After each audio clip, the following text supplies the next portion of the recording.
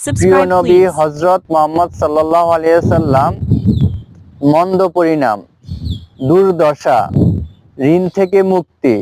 ও মুসিবতের বিভীষিকা থেকে আল্লাহর কাছে এই বলে আশ্রয় চাইতেন, আল্লাহুম্মা ইন্নী আউযু বিকা মিনাল হাম্মি ওয়াল হাযান ওয়াল আজজি ওয়াল কাসাল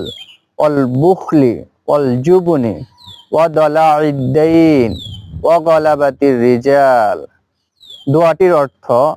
আল্লাহুম্মা, হে আল্লাহ, ইন্নী, নিশ্চয় আমি, আউযু বিকা, তোমার নিকট আশ্রয় চাই, মিন, হতে, হাম্মি ওয়াল হাজান, দুশ্চিন্তা ও পেরেশানি থেকে, ওয়াল আজিজি ওয়াল কাসাল, অলসতা, অক্ষমতা থেকে, ওয়াল বুখলি ওয়াল জুবনি,